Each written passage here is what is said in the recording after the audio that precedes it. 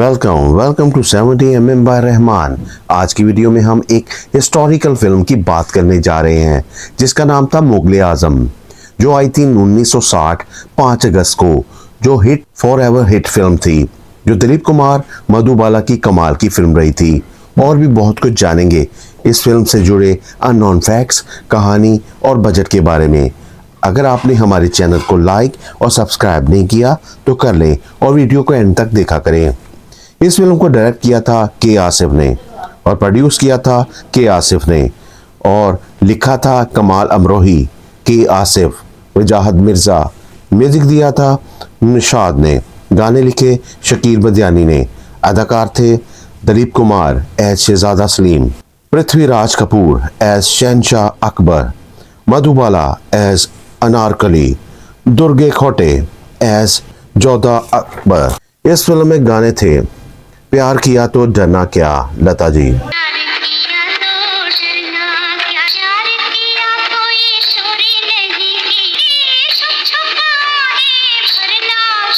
मोहब्बत की झूठी कहानी पे रोए, लता जी,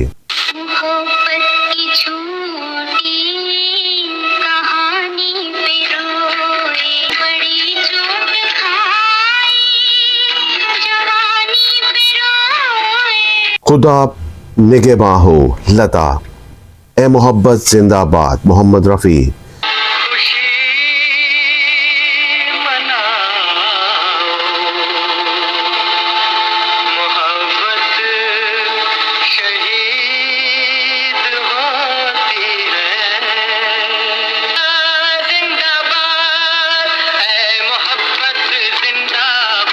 खान, ये दिल की लगी क्या, लता, बेकस पे करम कीजिए, लता,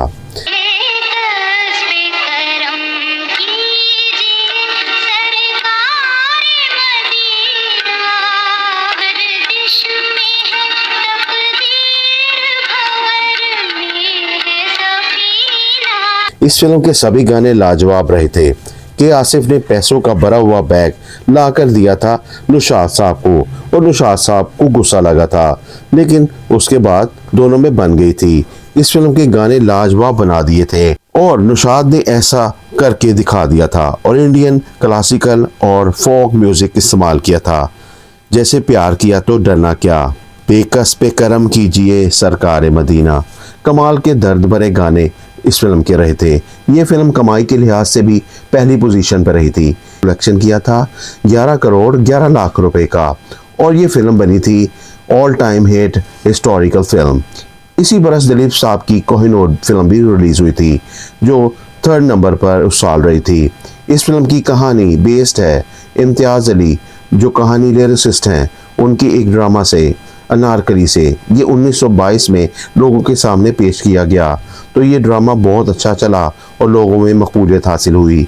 इसी फार्मूला पर 1928 में एक फिल्म बनी थी अनारकली। इस फिल्म को लोगों ने बेहद पसंद किया था। फिर इस फिल्म के डायरेक्टर ईरानी ने 1935 में दोबारा अनारकली बना डाली, जो कि एक कामयाब फिल्म रही थी, जो इंडिया ही नहीं हर जगह कामयाब रही। फिर के आसिफ ने एक फिल्म बनाने का सोचा और बेहतरीन लिरिसिस्ट को साथ मिलाकर अनारकली फिल्म बनाने की शुरुआत की, मगर इसका नाम मुगले आजम कर दिया गया। DK सप्रू को और अनारकली के किरदार के लिए नरगिस को साइन किया गया था। बॉम्बे टॉकीज में इसकी शूटिंग शुरू कर दी गई। इस दौरान इंडिया पाकिस्तान की लैदगी से लोग इधर कुछ उधर हुए और फिल्म दरमियान में फंस गई। प्रोड्यूसर सराज अली बहुत सारे लोगों के साथ पाकिस्तान चले गए। इसी दौरान अकबर के किरदार वाले चंद्रमोहन का इंतकाल हो गया और फिल्म के प्रोड्यूसर ने भी साथ छोड़ दिया था। मगर 1952 में मुश्किलात के बाद दोबारा से नए लोगों के साथ फिल्म को शुरू कर दिया गया और 1944 में इस फिल्म को लिखना शुरू हुआ। फिर बनते बनते ये फिल्म 1960 में रिलीज हो पाई थी। उस हिसाब से 16 साल का वक्त लगा इस फिल्म को। पहली शूटिंग 1946 में शुरू हुई, इस हिसाब से 14 वर्ष बनते हैं। में बंद होने जैसी थी, मगर दोनों ने अपना रवैया बदला और फिल्म की शूटिंग शुरू कर दी।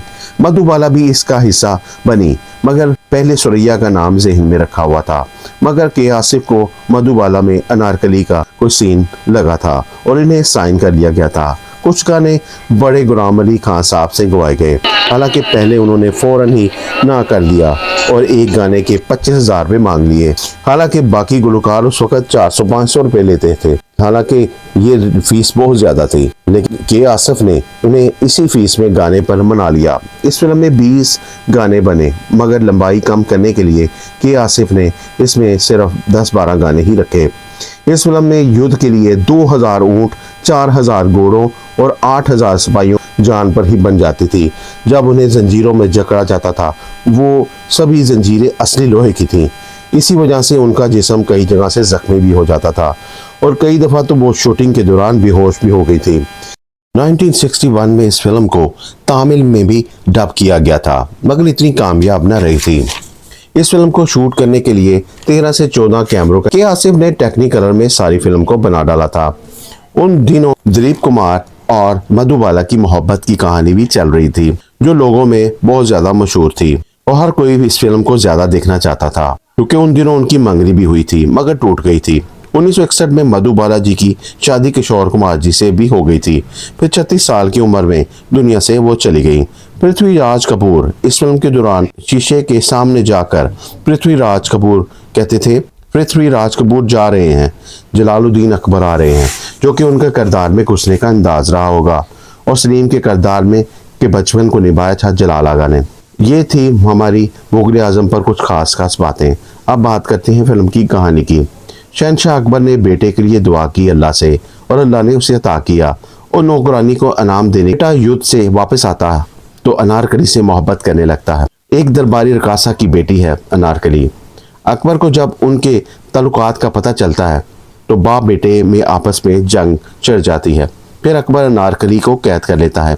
सलीम को बागी सब्र करके मौत की सजा सुनाई जाती है, मगर अनारकली सलीम को बचाने के लिए खुद को कुर्बान होने के लिए पेश कर देती है और अकबर उसे दीवार में चुनवा देता है और पिछले रास्ते से अनारकली की माँ उसे लेकर दूर चली जाती है। इस तरह सलीम भी और अनारकली दोनों बच जाते हैं।